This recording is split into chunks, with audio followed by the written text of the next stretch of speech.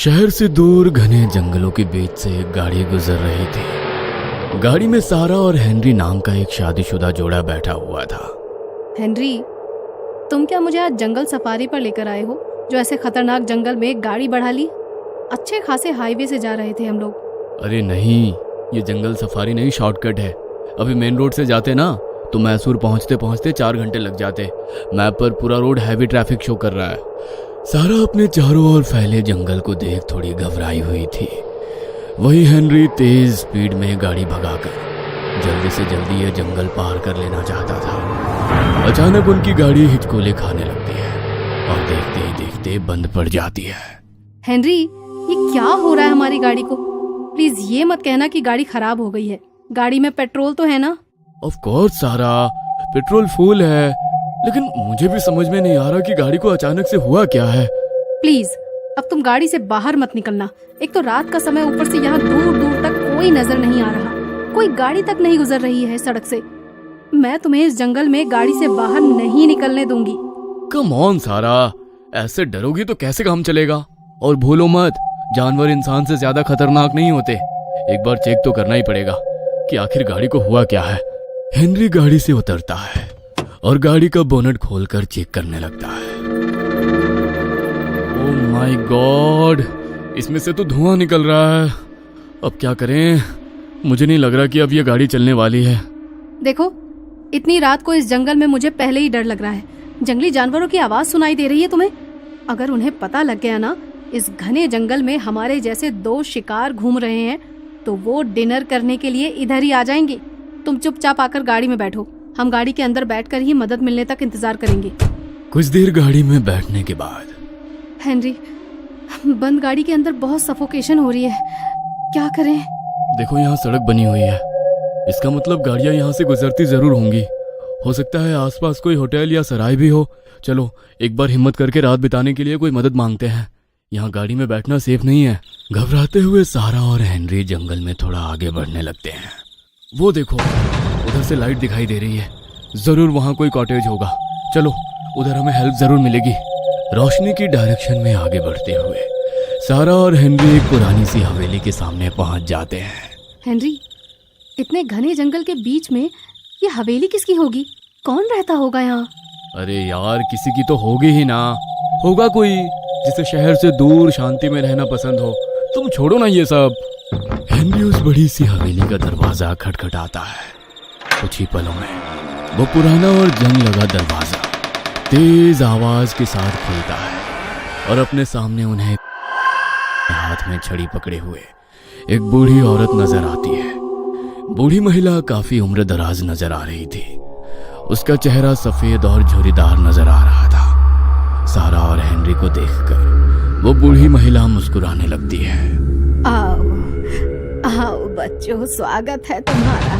साधारण से सुनाई देने वाले ये शब्द उस बुढ़िया के मुंह से सुनकर ना जाने क्यों सारा को कुछ अजीब सा महसूस हुआ। अब हम लोग यहीं जंगल वाली सड़क से गुजर रहे थे, अचानक हमारी मुझे पता है तुम्हारी गाड़ी खराब हो गई है। तुम्हें रात बिताने के लिए जगह चाहिए, इसीलिए मेरे बंगले में चले आए, यही ना? अरे भाई, ऐसे आंखें फाड़कर हैरानी से क्या देख रहे हो? अब इस सुनसान जंगल में पिकनिक मनाने तो कोई आता नहीं। गाड़ी ही खराब हुई होगी, इसीलिए आए होंगे। चलो अब ज्यादा सोचो मत, आओ मेरे साथ। बूढ़ी उन्हें लेकर बड़े से बंगले के गलियारे से गुजरने लगती है। हेनरी, तुम्हें ये सब कुछ अजीब नहीं लग रहा? इस सुनसान जंगल में अचानक से हमें ये बंगला मिल गया, और फिर इन्होंने हमें बिना कुछ भी पूछे अपने घर में रुकने की परमिशन भी दे दी। सारा, तुम क्यों सब कुछ कॉम्प्लिकेटेड करने पर तुली हुई हो? अरे आज रात की बात है, माना कि ये थोड़ी अजीब है, लेकिन अब घने जंगल के बीच में 5 स्टार होटल की फैसिलिटी तो नहीं मिलेगी ना। इस बंगले में रहेंगे तो कम से कम जंगली जानवरों का खतरा तो नहीं रहेगा। अब आपका बंगला तो बहुत बड़ा है और बहुत पुराना भी नजर आता है। इतने बड़े बंगले में आप अकेली रहती हैं? आपकी फैमिली में और कौन कौन है? अकेली? अकेली नहीं हूँ मैं। थोड़ी देर में पता चल जाएगा तुम्हें कि यहाँ और कौन कौन रहता है। इतनी भी क्या जल्दी है। आप हमें हमारा रूम दिखा दीजिए प्लीज। काफी रात हो गई है और सुबह हमें जल्दी ही निकलना होगा। हाँ हाँ, क्यों नहीं। ये लो, यही है तुम्हारा कमरा। कमरे में पहुंचकर सारा और हेनरी की थोड़ी सांस में सांस आ गई थी। जल्दी से सो जाते हैं, सुबह जल्दी उठकर यहाँ से बाहर निकलते हैं। मुझे ये जगह कुछ ठीक नहीं लग रही। ये बुढ़ी कुछ ज्यादा ही मिस्टीरियस नहीं लगी तुम्हें? बात कम करती है और डराती ज्यादा है। अरे छोड़ो ना उनको, तुम चेक करो तुम्हारे मोबाइल में नेटवर्क आया क्या। पता नहीं ऐसा क्या है यहाँ कि मोबाइल में नेटवर्क ही नहीं है। पता नहीं क्या हो रहा है हमारे साथ। हेनरी और सारा अपने कमरे में लेट जाते हैं। कुछ ही देर में वे लोग गहरी नींद में पहुंच गए थे। पता नहीं ये रात कौन सा पहर था। सारा गहरी नींद में थी। नींद में ही उसने महसूस किया कि जैसे उसे 3 लोगों ने घेर रखा है और वे कुछ अजीबोगरीब से मंत्र पढ़कर उसके ऊपर कुछ छिड़क रहे हैं। सारा घबरा कर उठ बैठती है तो खुद को एक अनजान से कमरे में पाती है। हेनरी, कहाँ हो तुम? ये तो वो कमरा नहीं है जहाँ हम सोए थे। ये मैं कहाँ आ गई हेनरी? प्लीज हेनरी, जल्दी आओ, मुझे बहुत अजीब सी फीलिंग्स आ रही है। हेनरी। सारा कमरे में दौड़ते हुए बाहर निकलने के लिए दरवाजा ढूंढ रही थी। सारा जिस कमरे में फंसी हुई थी वहां दीवार में हर तरफ दरवाजे ही दरवाजे लगे थे, लेकिन जैसे ही वो उन दरवाजों को खोलती सामने एक दीवार दिखाई देती।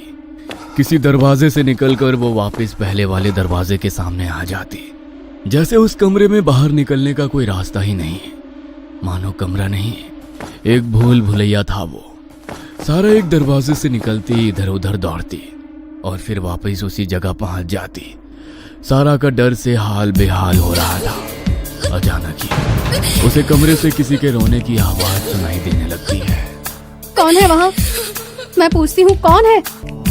कौन रो रहा है यहाँ पर? सामने आओ। सारा के इतना कहते ही रोने की आवाज और तेज हो जाती है। कौन हो तुम? मुझे दिखाई क्यों नहीं देती? कुछ तो है यहाँ। मैंने कहा था हेनरी से, मुझे ये घर कुछ ठीक नहीं लग रहा, लेकिन हेनरी ने मेरी बात नहीं मानी। पता नहीं वो किस हाल में होगा। हेनरी, तुम कहाँ हो हेनरी? सारा कमरे से बाहर निकलने का रास्ता ढूंढ रही थी, तभी उसे दीवार पर एक आकृति दिखाई देती है। सारा उसे छू कर देखती है तो वो उसे कुछ अजीब सा लगता है। सारा उस आकृति को घुमा कर देखती है। अचानक ही कमरे के फर्श से नीचे बेसमेंट में जाने का रास्ता बन जाता है। सारा घबराते हुए उस बेसमेंट में पहुंच जाती है, लेकिन बेसमेंट में पहुंचने पर उसकी सांस थम जाती है। ये बेसमेंट बड़ा ही डरावना नजर आता था। उसमें जगह जगह भयानक गुड़ियां लटकी हुई थी। कहने को तो ये निर्जीव गुड़ियां थी, लेकिन उन गुड़ियों के चेहरे इतने सजीव थे, लगता था अभी बोल पड़ेंगी। छत से लटकी उन सैकड़ों काली गुड़ियों को देखकर सारा के बदन में कुछ झुरझुरी सी दौड़ने लगी थी। उन सभी गुड़ियों का चेहरा एक ही जैसा था और उन पर खून के छींटे लगे हुए थे। किसी किसी गुड़िया से अभी भी खून टपक रहा था, जिसे देखकर सारा की चीख निकल जाती है। सारा मोबाइल के टॉर्च की रोशनी में बेसमेंट में आगे बढ़ रही थी। तभी एक तस्वीर देखकर उसके दिल की धड़कनें और तेज हो जाती है। यह तस्वीर किसी खूबसूरत लड़की की थी। उस तस्वीर पर नीचे सुंदर लिखावट में एक नाम लिखा था, मारिया। वह पेंटिंग देखकर सारा की आंखें हैरत से खुली रह गई थी, क्योंकि बेसमेंट में जितनी भी डॉल लटकी हुई थी उन सभी के चेहरे हूबहू मारिया जैसे ही थे। सारा के रोंगटे खड़े करने के लिए इतना ही काफी था। अचानक मारिया की तस्वीर में उसे कुछ अजीब महसूस होता है, जैसे मारिया अचानक उसे घूरने लगी हो। सारा उस तस्वीर को देखकर उसके करीब जाती है और तस्वीर को छू कर देखती है। अचानक मारिया की तस्वीर में उसकी आंखों से खून रिसने लगता है, जिसे देखकर सारा चीख कर वहां से भागने लगती है।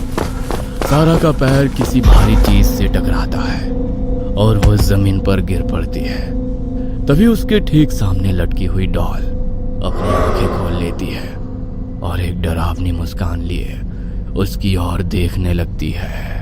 जरूर वो बुढ़िया कोई काला जादू जानती है। उसने ही मुझे यहाँ पर कैद कर लिया है। मैं हार मानने वालों में से नहीं हूँ। अपने हेनरी को लेकर मैं यहाँ से बाहर निकल जाऊंगी। हेनरी ठीक कहता है, इंसान जानवर से ज्यादा खतरनाक होता है। मैं अब यहाँ नहीं रुकूंगी।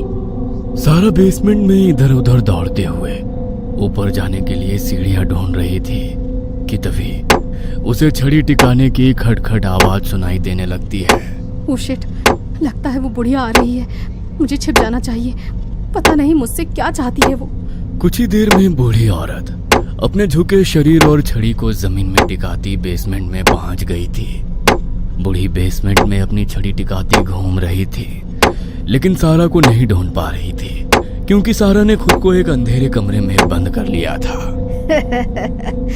छिपने का कोई फायदा नहीं है सारा। इस घर से कोई बाहर नहीं जा सकता। देखो, मेरी फैमिली तुम्हारा वेट कर रही है। उनको वेट कराना अच्छी बात नहीं है। उन्हें गुस्सा आ गया तो तुम्हारे लिए तकलीफ हो जाएगी। आओ, तुम तो मिलना चाहती थी ना सबसे। देखो, यहाँ मेरे पति हैं, मेरी बेटी मारिया है और मेरी पोती। देखो ना कितनी प्यारी है वो। तुम मिलना नहीं चाहोगी उनसे? अच्छा ठीक है, मत मिलो, लेकिन हेनरी से तो मिलना है ना तुम्हें। क्या किया इन्होंने मेरे हेनरी के साथ? ये मैं कहाँ फंस गई हूँ? ओह गॉड, हेल्प मी प्लीज। अच्छा, तो हाइड एंड सीक खेलना चाहती हो मेरे साथ? मारिया को भी बहुत पसंद है ये गेम, बस उसे गुस्सा थोड़ा ज्यादा आता है। हाइड एंड सीक में वो जिसे पकड़ लेती है उसको तड़पा तड़पा कर मारती है। ठीक है, हम सब मिलकर ढूंढते हैं तुम्हें। जो तुम्हें ढूंढेगा उसको ही तुम्हारा शिकार करने का मौका मिलेगा। वो डॉल देखी ना तुमने? वो सब कभी इस हवेली में गेस्ट बनकर आए थे। मैंने समझाया भी था कि यहाँ से वापस जाना संभव नहीं, लेकिन उन्हें भी तुम्हारी तरह हाइड एंड सीक खेलने का शौक था। मारे गए सबके सब। सारा को उस अंधेरे कमरे से बूढ़ी की सभी बातें साफ साफ सुनाई दे रही थी। तभी उसे अपने पीछे किसी के होने का एहसास होता है। सारा पीछे मुड़कर देखती है, लेकिन वहां कोई नहीं था। अगले ही पल सारा को कमरे में एक काला साया नजर आता है, जिसकी सफेद आंखें उस अंधेरे कमरे में चमकती हुई इतनी डरावनी लग रही थी कि किसी का भी खून जमा दे। सारा अपने दोनों हाथों को अपने मुंह पर रखकर किसी तरह अपनी चीख को मुंह में ही दबा लेती है और घबराते हुए उस कमरे से निकलकर दौड़ते हुए एक दूसरे कमरे में पहुंचती है, जहां उसे कई सारे सड़े गले शव दिखाई देते हैं। उस कमरे से भयंकर दुर्गंध आ रही थी और अधगले शवों को कीड़े खा रहे थे। सभी शवों के आंखें और मुंह खुले हुए थे और सैकड़ों कीड़े उनके मुंह से कतार बनाकर बाहर की ओर आ रहे थे। यह नजारा देख सारा खुद पर काबू नहीं कर पाती है और उसे उल्टी हो जाती है। इतने सारे लोगों को मार चुकी है ये पागल बुढ़िया। पुलिस इसे पकड़ती क्यों नहीं? आखिर इसे चाहिए क्या? क्यों मार रही है मासूम लोगों को? अब समझ में आ रहा है कि इसने घने जंगल में अपना ये कॉटेज क्यों बनाया है, क्योंकि घने जंगलों के बीचों बीच कोई जान ही नहीं पाता होगा कि गायब हुए लोग आखिर गए तो गए कहाँ। यस, मैं पुलिस को कॉल करती हूँ, छोड़ूंगी नहीं इनको। सारा अपने फोन से पुलिस का नंबर मिलाती है, लेकिन उसका फोन डेड पड़ा हुआ था। नताशा, मेरी बच्ची, I love you so much. मैं नहीं जानती तुम्हें ये मैसेज कभी मिलेगा या नहीं, या जब तुम्हें ये मैसेज मिले मैं जिंदा रहूंगी या नहीं, लेकिन मुझे उम्मीद है कि एक दिन तुम जान पाओगी कि तुम्हारे मम्मी पापा कहाँ हैं। मैं तुम्हें अपनी लोकेशन शेयर कर रही हूँ। टेक केयर बेटा। मुझे उम्मीद है आज नहीं तो कल तुम अपने मॉम डैड को ढूंढते हुए आओगी जरूर। अपनी बेटी के लिए मैसेज रिकॉर्ड करके सारा सेंड बटन दबा देती है, लेकिन अभी भी मैसेज सेंड नहीं होता, जिसे देखकर सारा फिर से फूट फूट कर रोने लगती है। क्या सारा इस हाउस से निकल पाएगी? क्या नताशा को कभी पता चलेगा उसके माता पिता कहाँ हैं? क्या है इस घर की स्टोरी? जानने के लिए अगला भाग देखना ना भूलें।